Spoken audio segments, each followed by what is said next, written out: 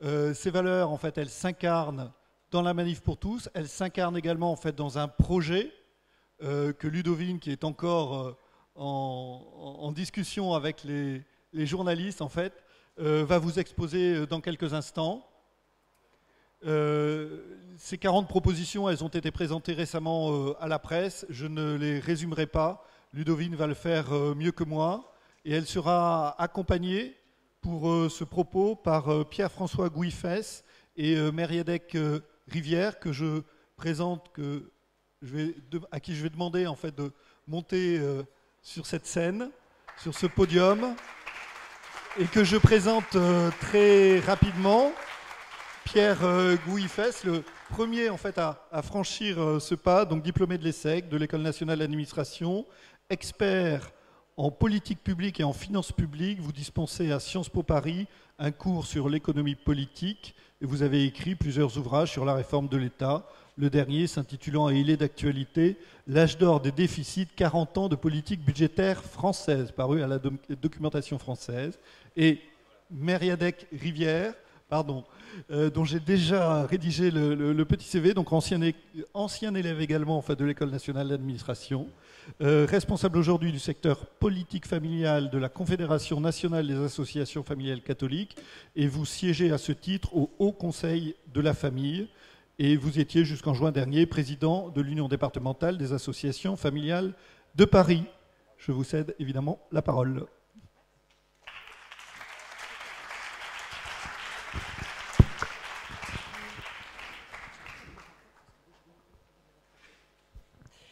Chers amis, alors vous savez que ce rapport politique de la famille et intérêt de l'enfant a fait l'objet d'une conférence de presse, d'une publication, et on vous l'a proposé pour lecture ce week-end. Pourquoi? Eh bien parce que, clairement, à mon sens, c'est un travail extrêmement important dans le contexte actuel. C'est un travail inédit, qui n'avait jamais été fait, qui n'a été fait par aucun think tank, j'allais dire par aucun parti politique. Quel est l'objectif de ce rapport? Avant de rentrer plus précisément dans le sujet, je voudrais les évoquer avec vous. D'abord, il était bien sûr de faire le bilan de toutes les mesures anti-famille prises par M. Hollande, bilan chiffré, factuel, etc., pour avoir un petit état des lieux de la situation avant 2017. C'est Mériadec Rivière qui vous présentera cette partie-là. Il y a aussi l'incontournable, la famille, aujourd'hui, en France. Qu'en est-il? Nous avons maintenant un ministère des familles, parce qu'on nous explique que la diversité familiale, c'est fantastique, que marier 2 hommes ou 2 femmes, ou un homme et une femme, ça revient au même. Il n'y a aucune incidence pour personne, et surtout pas pour les enfants concernés par la loi Taubira, donc par l'adoption dans ce contexte-là. Qu'est-ce qu'on peut en dire? Qu'est-ce qu'on constate dans les faits? Par ailleurs, la politique familiale française, vous savez qu'elle a été élaborée en 1945, au sortir de la guerre. Nous sommes en 2016. La situation n'est donc justement plus du tout la même. Et cette politique familiale française, elle a été conçue autour des aspects allocatifs, allocation familiale et avec le principe de l'universalité, très important, et puis avec des aspects fiscaux. D'accord, c'est formidable. Mais la question de la famille, elle touche à la bioéthique, elle touche au juridique, elle touche à l'économique, elle touche à l'éducation. Et donc notre idée, c'était de proposer d'abord un cap, une vision fondée sur une analyse, et puis c'était ensuite de dire, bah, écoutez, la politique familiale, il faut peut-être la repenser. Peut-être pas, mais peut-être. Étudions les choses. Et finalement, puisqu'il s'agit quand même d'utiliser tous les champs de l'action politique au bénéfice, au profit de la famille, c'est pour ça que nous n'appelons pas ce travail politique familiale, mais politique de la famille. Donc, pour distinguer, et il s'agit d'agir de manière beaucoup plus large. Je vais vous donner un exemple, ou plutôt 2 exemples très précis. La PMA, les lois de bioéthique, la loi Taubira d'ailleurs aussi. Ce sont des textes de loi qui ont été portés par le ministère de la Santé dans un cas et par le ministère de la Justice dans l'autre. Mais c'est inouï. La PMA, le mariage, mais c'était au ministère de la Famille d'abord. de porter ces sujets. Et la famille, c'est le socle de la société. C'est la stabilisation de la société. Et Dieu sait que notre société est déjà très déstabilisée. Or, le ministère de la Famille en France n'a jamais été de plein exercice. Donc vous voyez, il y a quelque chose qui ne colle pas entre l'importance incontournable de la famille et la politique et l'organisme et les institutions qui agissent et interviennent dans ce domaine-là. Sans compter le fait que les associations familiales qui font un travail remarquable, elles peuvent toujours dire, comme l'UNAF en 2013, qu'elles ne sont pas d'accord sur la loi Taubira. Elles représentent des centaines de milliers de familles, et François Hollande, il s'en lave les mains complètement. Donc vous voyez, il y a aussi des questions à cet égard-là. Voilà, pour vous parler des objectifs. Et puis une dernière petite chose, j'ai observé depuis 1 an, et vous avez observé, vous aussi évidemment, que nos chers candidats de futures échéances, alors ils disent, ils ont leur prise de position ou d'absence de position sur la loi Taubira, la PMA, la GPA, et en général, pour se rattraper, ils nous parlent de politique familiale. Et là, ils sont capables de parler de 2 choses. En général, ils nous disent, c'est déjà quelque chose, je ne crache pas dessus, mais en général, ils nous disent, pour la famille, je vais remonter le plafond du quotient familial et annuler la mise sous condition de ressources des allocations familiales. Point, ils sont contents. Pour eux, ils ont tout dit. La pauvreté de la réflexion, le manque d'ambition, l'absence de cap sont tout simplement stupéfiants. Et donc voilà, ce rapport, on va l'apporter aux politiques, aux candidats, aux partis, etc. etc. D'ailleurs, François Hollande, pour tout vous dire, il a mis en œuvre tout ce qui était écrit par le think tank progressiste Terra Nova. Vous pouvez aller lire le rapport de la politique familiale 2011. Toutes les mesures ont été prises les unes après les autres. Il a fait preuve d'aucune imagination. Il s'est fondé sur le travail de ce think tank. Et idem pour les autres lois que vous connaissez du quinquennat de François Hollande. Voilà à quoi voulait répondre et préparer ce travail. Alors, ce travail, nous l'avons conduit à 5, en particulier, avec donc Myriade Rivière qui vous a été présentée, Pierre-François Gouifès également, et puis Didier Le Prince-Ringuet, qui est membre des associations familiales catholiques, et puis aussi avec Michel Bacot. Alors, Michel a déjà dû repartir et Didier doit être par là. Je serais heureuse de vous présenter Didier. Merci Didier. Vous pouvez l'applaudir chaleureusement.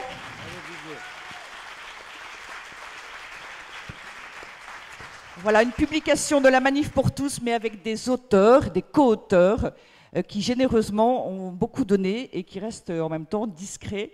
Et ils nous ont apporté tant de compétences, je les en remercie encore beaucoup. Je passe la parole à Mériadec pour avoir un petit point, un bilan du quinquennat de François Hollande. Bouchez-vous le nez. Merci. Bien, alors je crois que vous m'avez donné 10 minutes, hein, chère Devine. Je vais donc m'efforcer de respecter ce temps et donc de ce fait de ne pas être exhaustif. Je ne peux pas vouloir tout dire. Alors j'ai conçu un peu cette petite intervention donc en détaillant les différentes mesures qui ont porté atteinte à la famille, et surtout à la fin je dirais en quoi ces mesures finalement pénalisent les familles, et surtout elles préfigurent des mesures qui risquent d'être encore plus graves si nous n'y prenons pas attention. Alors la première mesure évidemment qui a pénalisé les familles, c'était la baisse par 2 fois du quotient familial. En 2012, ce quotient familial était de 2336 € par demi-part. Il a d'abord été abaissé dans la loi de finances pour 2013 à 2000 € par demi-part, puis à 1500 €, toujours par demi-part, par la loi de finances pour 2014. Ça, c'est une ponction qui a été faite sur les familles, 1,550 milliard d'euros. Et cette pénalisation, elle est évidemment d'autant plus forte que la famille a de nombreux enfants. Elle pénalise évidemment plus une famille de 4 ou 5 enfants qu'une famille de 2 enfants. C'est d'autant plus inadmissible que les familles avaient déjà donné. Je ne sais pas si vous vous souvenez, mais en 1998, le gouvernement Jospin avait déjà envisagé de mettre sous condition de ressources les allocations familiales. Comme il y avait une bronca de toutes les associations familiales, je me souviens d'ailleurs avoir participé à une manifestation, le gouvernement Jospin a reculé, mais en contrepartie, il avait déjà baissé le plafond du quotient familial. Et ça, on l'a oublié. Donc les familles, elles avaient déjà donné. Et en 2015, rebelote, non seulement le quotient familial est abaissé, mais on nous met les allocations familiales sous condition de ressources. Donc, mise sous condition de ressources des allocations familiales, des allocations dites pour les familles dites aisées. 12% des familles ont été touchées. Mais ces familles, elles avaient déjà également été touchées par l'abaissement du plafond du quotient familial. Pour elles, c'est la double peine. Or, il faut savoir qu'une note de la direction du Trésor, je cite mes sources, toujours par honnêteté, je cite mes sources, une note de la direction du Trésor de janvier 2015, numéro 142, avait fait une étude et avait montré qu'avant même la mise sous condition de ressources des allocations familiales, l'écart de niveau de vie entre une famille qui a au moins 3 enfants et une famille sans enfants, l'écart de niveau de vie était de 26%. Après transferts sociaux et impôts sur le revenu, cet écart demeurait encore de 15%. Mais c'était avant la mise sous condition de ressources des allocations familiales. Depuis, la disparité entre les ménages chargés de famille et les ménages chargés d'enfants s'est accrue. Et c'est d'autant plus inadmissible qu'en réalité, ce quotient familial, il a une légitimité constitutionnelle. Et ça, je vous donne des arguments dans des débats pour pouvoir y répondre. Il est tout simplement issu de l'article 13 de la Déclaration des droits de l'homme et des citoyens, qui a valeur constitutionnelle parce qu'elle est intégrée dans le préambule de la Constitution de 1958, qui lui-même a valeur constitutionnelle. Que dit cet article 13? Il dit ceci. Pour l'entretien de la force commune et les dépenses d'administration générale, une contribution commune peut être instituée. Elle doit être également répartie entre tous les citoyens en proportion de leurs facultés. J'appelle votre attention sur le fait que le texte ne dit pas « elle doit être répartie entre tous les citoyens en fonction de leurs revenus », mais en fonction de leurs facultés contributives.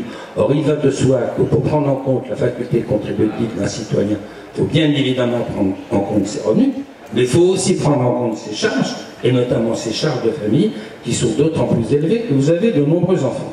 Donc, le quotient familial, il est légitime.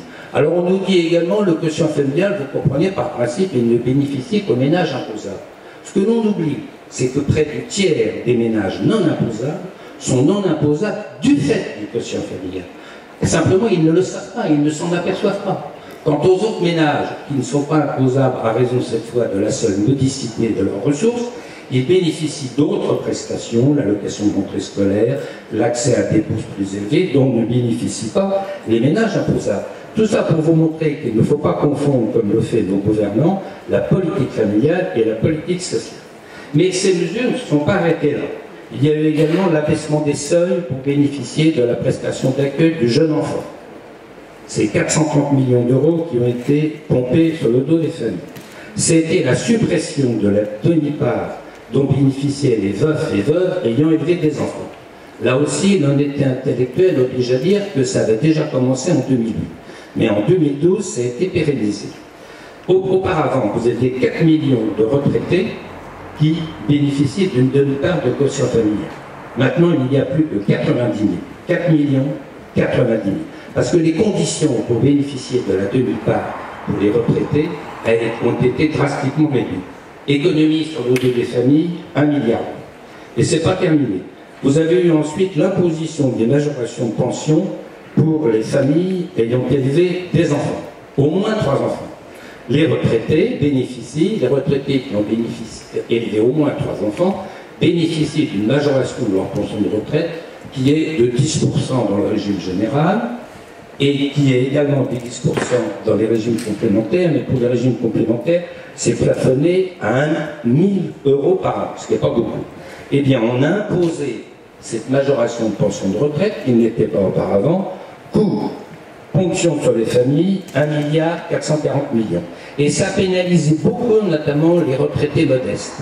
À telle enseigne d'ailleurs que des retraités modestes qui n'étaient pas imposables sont devenus imposables, du fait qu'on a imposé la majoration de retraite. Et au surplus, il y a eu des tas de conséquences. Par exemple, ils ont été assujettis à la redevance télévision, ils ont perdu le bénéfice de la réduction de la taxe foncière, etc. Et c'était une véritable bronca. Et ça, c'est absolument inadmissible, ces mesures contre les personnes ayant élevé au moins 3 enfants. Pourquoi? Parce que l'on sait que le renouvellement des générations, il est fait justement par les familles qui ont élevé au moins 3 enfants. Pour assurer le renouvellement des générations, il faudrait un indice de fécondité par femme de 2,10 enfants. Déjà, on n'y était pas. En 2012, nous étions à 2,01 enfants par femme. Et en 2015, l'indice de fécondité est passé à 1,96. Et on peut légitimement penser que les atteintes qui ont été faites à la politique familiale ne sont pas étrangères à cette brusque chute de l'indice de fécondité. Ensuite également, cette politique, elle a profondément porté atteinte à deux fondamentaux de la politique familiale, qui sont la conciliation de la vie familiale et professionnelle et le respect du libre choix des familles.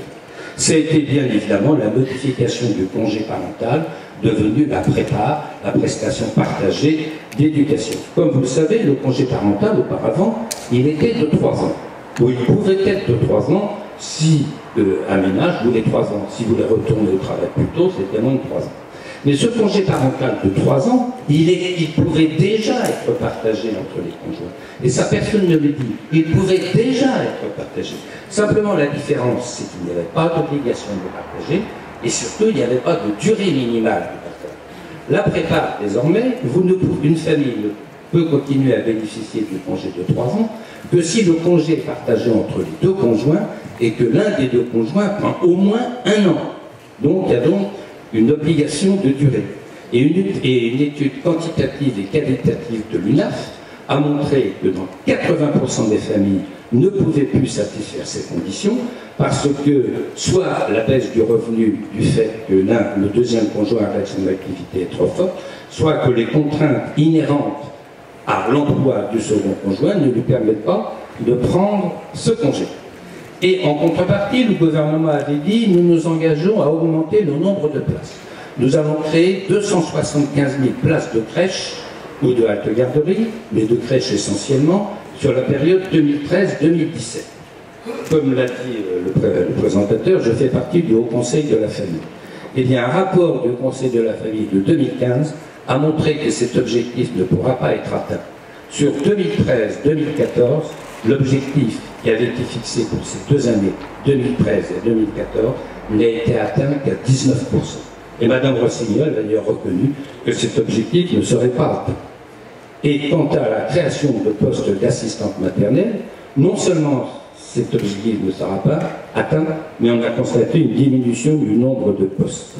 Or, c'est également grave parce que finalement, ça porte atteinte à la liberté de choix des familles. À l'arrivée d'un enfant, un ménage peut décider librement que les deux conjoints décideront de continuer à travailler tous deux. C'est très bien parce que c'est leur choix. Un autre ménage pourrait décider que l'un des conjoints s'arrêtera de travailler totalement ou partiellement. C'est très bien parce que c'est leur choix.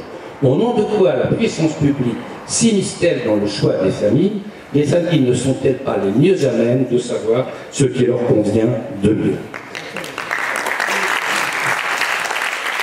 On peut également citer la prime de naissance, qui n'a pas été revalorisée depuis 2013. La petite prime de naissance, qui était antérieurement versée au 7e mois de grossesse, est désormais versée 3 mois après la naissance. Ce qui pénalise beaucoup les jeunes familles, et notamment les jeunes familles modestes, qui sont obligées d'engager des dépenses, pas simplement 3 mois après que l'enfant est né, mais avant la naissance de l'enfant.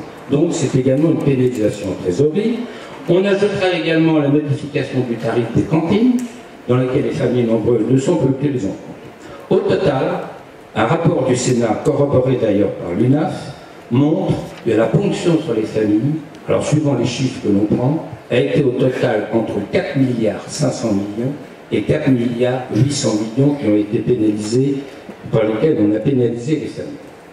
Et ce qui est embêtant, c'est que c'est particulièrement, toutes les familles ont été touchées, je m'empresse de le dire, mais c'est particulièrement les familles de 3 enfants et plus qui ont été touchées, alors même, comme je le disais, que ce sont elles qui assurent le renouvellement des générations. Il faut savoir que les familles de 3 enfants et plus représentent 20% du total des familles. Ces 20% de familles élèvent 30% des enfants. 25 des familles élèvent le tiers des enfants. Et ce sont celles-là qui ont été plus particulièrement pénalisées. Je terminerai également en disant qu'il faut être extrêmement attentif aux évolutions à venir. De plus en plus, maintenant, on constate une tendance à l'individualisation des droits.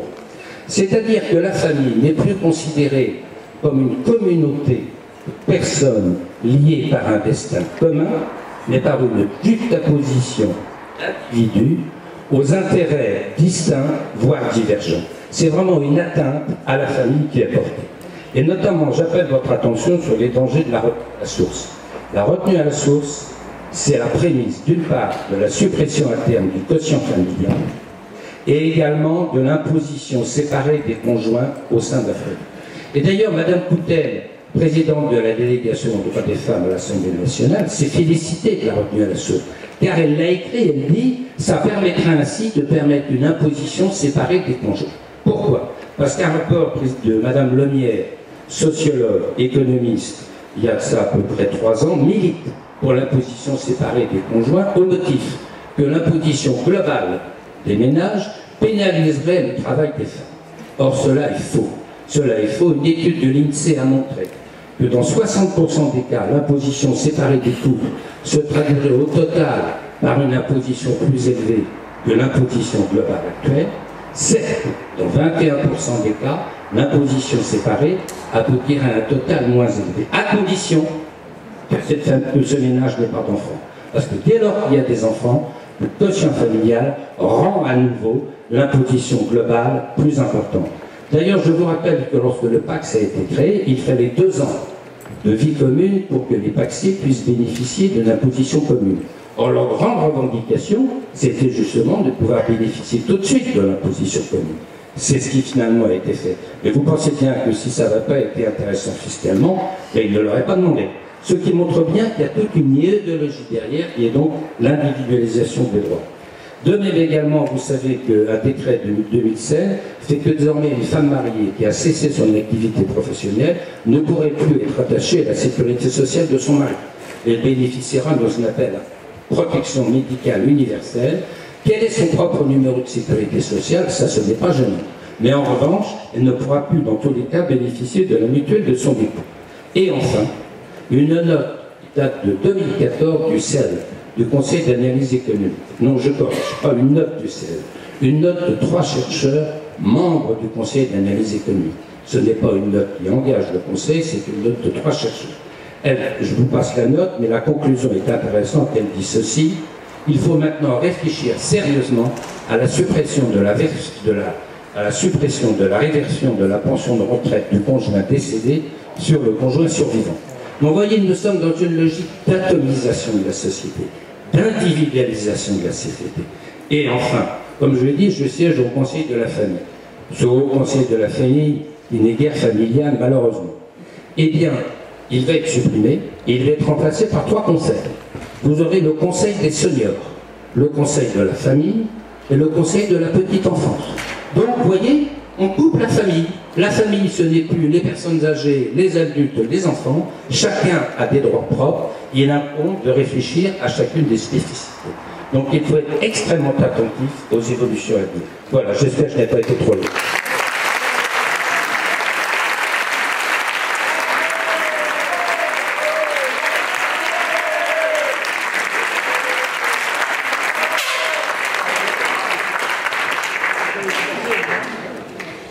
Pierre-François Gouifès sur l'institution familiale.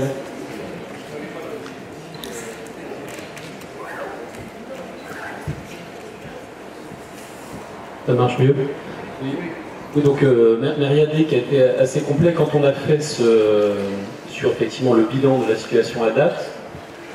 Et globalement, quand on a écrit le rapport, on a voulu éviter de faire un effet que j'appellerais essuie-glace, c'est-à-dire de dire que tout ce qui a été mis en place depuis 2012 est mauvais. Donc, beaucoup de propositions passent par une remise en cause d'un certain nombre de ces dispositions. On a essayé de revenir au fondement, pas seulement dire c'est parce que ça a été fait que c'est mal et qu'il faut le défaire, mais c'est de comprendre fondamentalement les fondements anciens et contemporain de la pertinence de l'institution et de la politique de l'institution familiale et de la politique de la famille. Alors, fondamentalement, le mode de vie en famille, c'est un mode de vie honorable, simple, et on a mis notamment dans le rapport une référence à un travail de l'UNICEF qui explique vraiment les bienfaits qu'apporte la famille. Non seulement c'est un choix de vie personnel tout à fait, également quelque chose qui apporte du bien-être à la société dans son ensemble. On a montré effectivement que ce rapport qui est très intéressant, et comme toujours dans le rapport on a essayé de trouver des sources extérieures, indépendantes, solides, crédibles et publiques, que les enfants qui vivent dans une famille entre guillemets traditionnelle pour nos détracteurs, avec deux parents, sont moins en risque de situation de privation. Globalement, une famille monoparentale, c'est notamment quand l'adulte dans le ménage, c'est le triple de pauvreté par rapport à une famille avec 2 parents. On a une situation d'insécurité économique et donc la vie en couple permet de mutualiser les risques par rapport aux assistants professionnels qui sont nombreux dans un pays dans lequel le chômage a explosé au cours des 8 dernières années. Vous avez d'autres analyses sur le bien-être psychologique, les résultats scolaires, les résultats au baccalauréat qui prouvent que globalement, le mode de vie familial et l'institution familiale, non seulement elle correspond à un choix de vie tout à fait honorable, un mode de vie qui n'a pas à se justifier, qui n'a pas vocation à être détruit, mais en plus, elle apporte des bien-être très importants à ses membres. Globalement, c'est comme ça qu'il faut rappeler. L'autre point, effectivement, qu'on voulait évoquer avant pour construire les propositions que Ludovine et moi allons présenter après, c'est cette notion de politique de la famille. Donc effectivement, on a une exception traditionnelle qui date de 1945, qui associe principalement la famille à la sécurité sociale pour les allocations familiales et au dispositif du quotient familial pour la politique fiscale, effectivement, dispositif qui relève plutôt de la chancellerie du garde des Sceaux concernant la fiscalité et d'autres dispositifs. Donc, globalement, plutôt que dire qu'il faut absolument démolir dans les propositions ce qui a été fait depuis 2012, on a essayé de revenir aux fondements, de se rappeler les fondements de la politique familiale et la politique de la famille, mise en place en 1945, et à l'élargir à la situation actuelle. Globalement, la politique de la famille dépasse effectivement le champ de la fiscalité et de la sécurité sociale. C'est une politique qui a un caractère interministériel. Il y avait un atelier hier après-midi qui indiquait de façon très pertinente, dont l'animateur indiquait de façon très pertinente que la politique du logement, la politique du transport, la politique économique doit effectivement intégrer le fait familial, compte tenu du fait que c'est un mode de vie à la fois honorable et particulièrement utile à la société. Je n'ai même pas mentionné ce qu'a dit Marie tout à l'heure sur effectivement la baisse du taux de natalité. C'est de façon quand même extrêmement rapide au cours des dernières années. Donc il faut intégrer cette politique et traiter l'ensemble des dimensions. On a position effectivement qu'il faut établir, donner cette reconnaissance à la politique de la famille par des dispositions institutionnelles. Et puis effectivement, il faut rapidement des principes de base. Le caractère universel de la politique familiale, donc la politique de la famille, notamment dans son aspect fiscal et social, n'est pas une politique de lutte contre la pauvreté, une politique qui vise à peu près avoir une certaine équivalence de niveau de vie et de conditions de vie entre des familles qui n'ont pas ou peu d'enfants et des familles qui ont beaucoup d'enfants. Effectivement, comme Marie-Adèque l'a expliqué tout à l'instant, les dispositifs sont d'autant plus pénalisants que les familles sont nombreuses au-delà de 3 enfants. Donc il faut intégrer ça dans l'ensemble des dispositifs. Donc voilà à peu près. Donc on n'a pas voulu dans la construction des propositions seulement dire voilà, on repasser. Effectivement, ce qu'on trouve globalement sur certains aspects, comme l'a dit Ludovine, sur effectivement le quotient familial ou le caractère universel des allocations familiales dans les plateformes de certains candidats à la primaire des Républicains, mais placer effectivement la politique de la famille et les propositions dans un champ plus vaste, traitant l'ensemble des besoins, des nécessités pour une institution très utile que nous aimons et qui est très utile à la société dans son ensemble.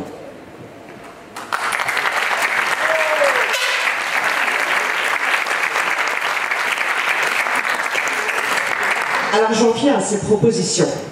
On va aller assez vite puisque tout est disponible sur le site internet de la Manif pour tous, au stand des produits dérivés, etc. etc. Et vous n'avez pas eu de pause, donc je ne voudrais pas qu'on soit trop long. Quand même, je voudrais vous dire les objectifs que nous proposons pour une politique de la famille renouvelée et ambitieuse. C'est en tenant compte des défis auxquels nous sommes confrontés. C'est donc le premier objectif de stabiliser l'institution familiale. Deuxième objectif, garantir la responsabilité parentale, elle est sans cesse mise à mal.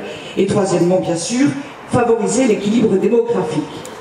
Nous proposons ensuite 8 principes d'action.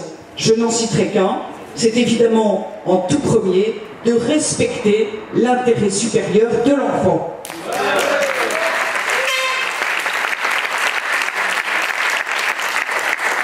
Ces objectifs, ces principes d'action impliquent en eux-mêmes toute une série de propositions qui vont avec, et encore une fois, qui sont fondées sur les faits décrits précédemment. La première proposition, oui, constitutionnaliser le principe du respect de l'intérêt supérieur de l'enfant en conformité avec les engagements internationaux de la France. Les propositions suivantes concernent l'adoption, la PMA, la GPA, et bien entendu, quand on veut réserver l'adoption aux couples de femmes mariées, quand on veut autoriser seulement par exception l'adoption aux célibataires, quand on veut recadrer la PMA, faire respecter la loi, quand on veut renforcer l'interdiction de la GPA, etc., cela implique comme proposition suivante l'abrogation de la loi Taubira.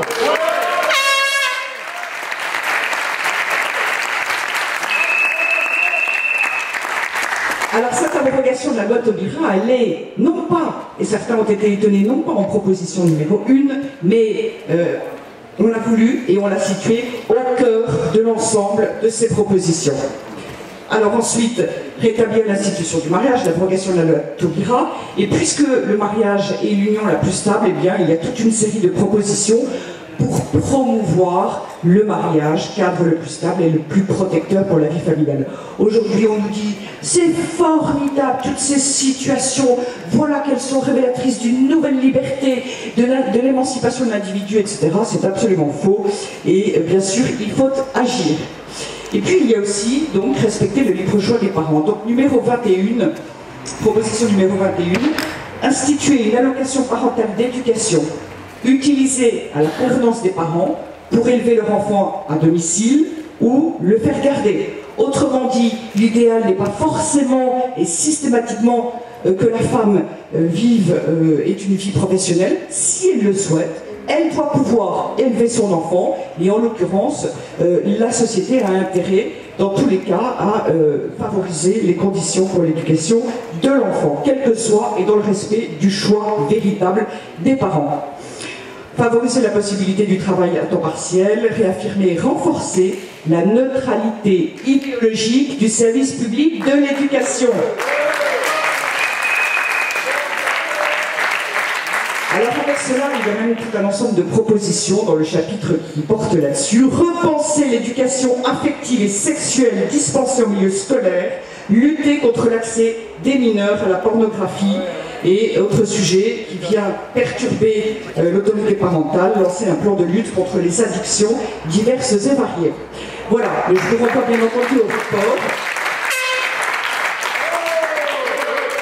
qui vous permettra, pour ceux qui vont rencontrer des élus et qui expliquent ce que défend la Manif pour tous, qui pourra vous aider vous aussi. Et je repasse la parole à Pierre-François pour tous les autres aspects de la vie matérielle de la famille. N'oubliez pas que les premières difficultés familiales, les premières sources d'éclatement de la famille sont des difficultés d'ordre matériel. C'est donc à traiter aussi, même si bien sûr ça vient après les questions anthropologiques, mais c'est important aussi, on doit le prendre en compte.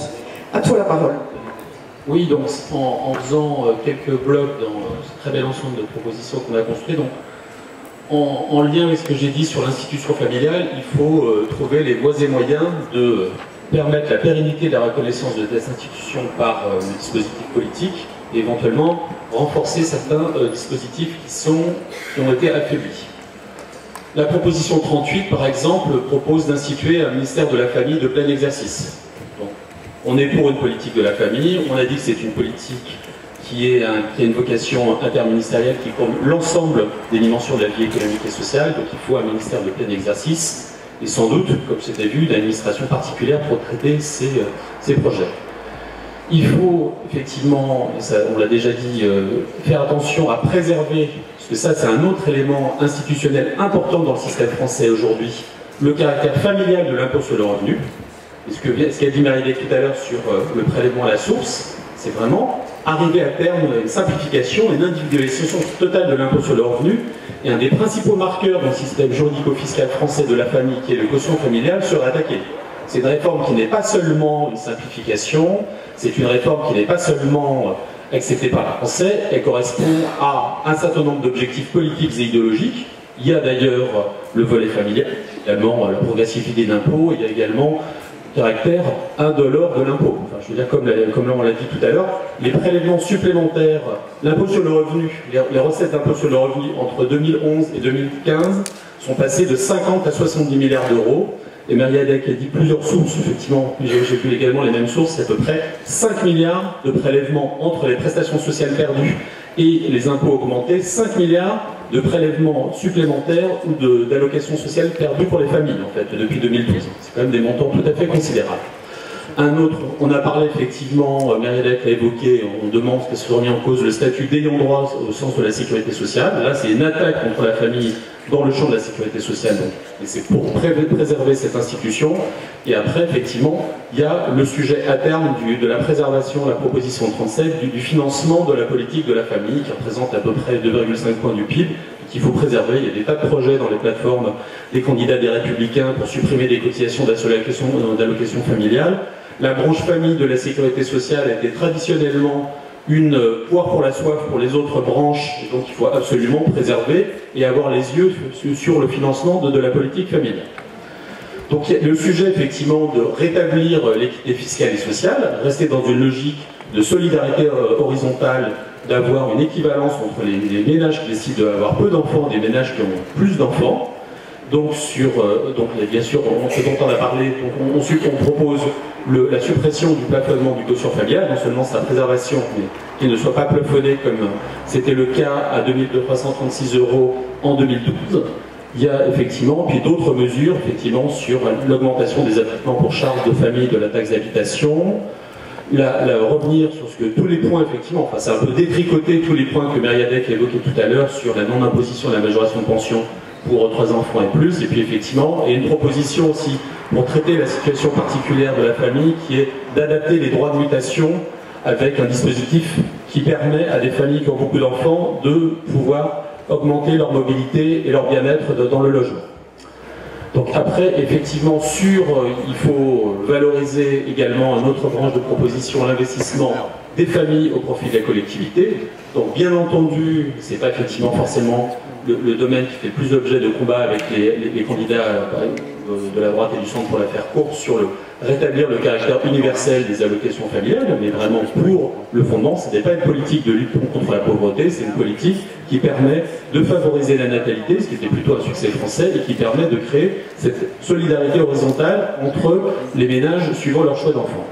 Et puis, effectivement, il y a les points qu'on a vus sur différents points, sur faciliter la vie matérielle de la famille, en lien avec la mise en place d'un ministère de la famille, créer un guichet unique pour la famille, rallonger puis des choses effectivement qui correspondent effectivement à la vie concrète, quotidienne de l'ensemble de nos familles pour que les choses se passent bien sur la durée de la carte famille nombreuse dans les transports, sur l'adaptation du prêt taux zéro en faveur des familles d'enfants, etc., etc., pour effectivement avoir une politique globale de la famille qui a un sens, rétablir une équité fiscale, défendre l'institution et faciliter la vie des familles qui rendent un grand service à la société française. Merci beaucoup. La manif pour tous, le syndicat de la famille ou l'intersyndicale de la famille, comme on voudra. Merci encore. Merci Mariadec.